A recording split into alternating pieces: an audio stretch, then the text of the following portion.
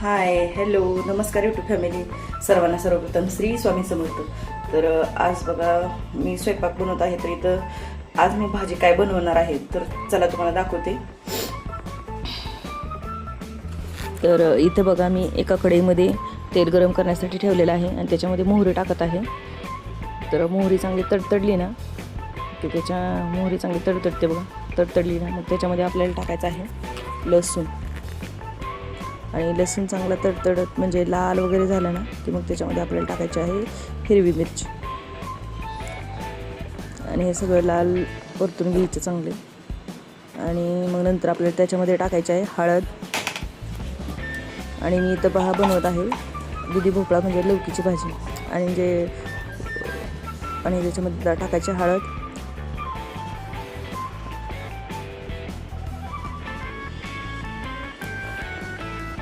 नंतर थोडीशी धणे पावडर.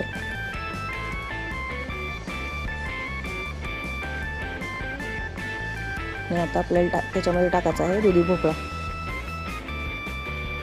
हा दुधी भोपळा आपल्याला बिना पाण्याचा बनवायचा आहे कारण याच्यामध्ये ऑलरेडी भरपूर पाण्याची मात्रा भरपूर असते. आणि शिवाय मीठ टाकल्यानंतर आपल्याला मिठाचंही पाणी होतं ना त्याच्यामध्ये. त्यामुळे त्याच मिठामध्येच आपल्याला हे चवीनुसार मीठ त्याच्यामध्येच आपल्याला हे परतून घ्यायचं आहे.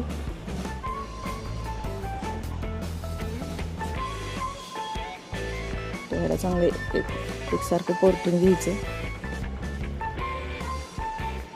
खूप छान लागते अशी भाजी.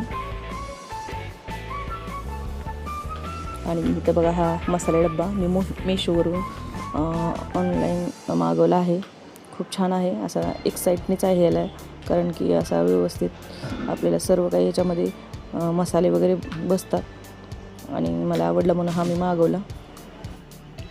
तर इथं बघा असा ठेवला ना तर सर्व मसाले वगैरे पण दिसतात. म्हणजे दुसरी व्यक्ती जरी कोणी बनवायला आली स्वयंपाक आपल्या घरामध्ये त्यांनाही समजतं. तर बघा आता मी त्या भाजीमध्ये थोडेसे शेंगाचे कूट टाकत आहे नॉर्मली. तर आता ह्याला 10 मिनिटासाठी मी झाकून ठेवणार आहे. 10 मिनिटानंतर तेल सोडायला लागते भाजी. तर झाकून ठेवते बघा मी. आणि इकडे बघा इथे मी शेंगाची पोळी बनवत आहे मुलाला नाश्त्यासाठी. गुळ शेंगाची पोळी. तर इथं बघा मी गुळ शेंगाची पोळी बनवत आहे. कसं नाश्त्याला मुलांना पौष्टिक असते म्हणून सकाळी सकाळी नाश्त्यासाठी मी गुळ शेंगाची पोळी बनवते. आणि परत नंतर मला चपात्या पण करायच्या आहेत. तर म्हटलं पहिल्यांदा पोळी बनवून द्यावी.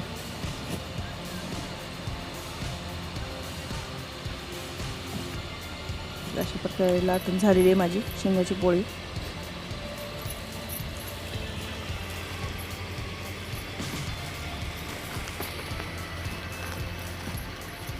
माझ्या दोन्ही मुलांना आवडतात.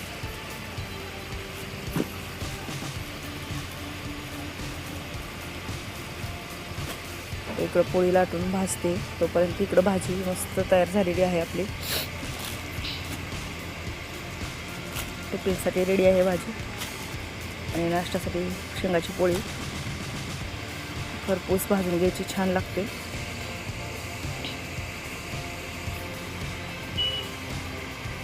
झालेले आहेत माझ्या एक पोटात 2-3 पोळ्या लाटून घेतल्या दोघांसाठी नाश्त्यासाठी.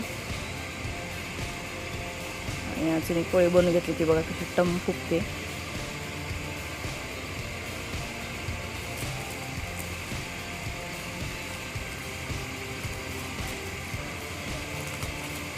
तर असा होता आजचा मिनी ब्लॉग.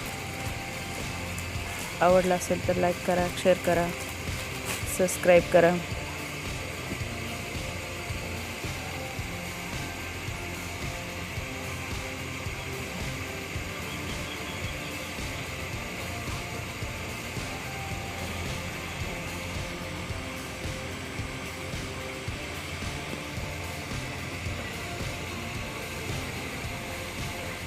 भेटूया मग नेक्स्ट व्हिडिओमध्ये.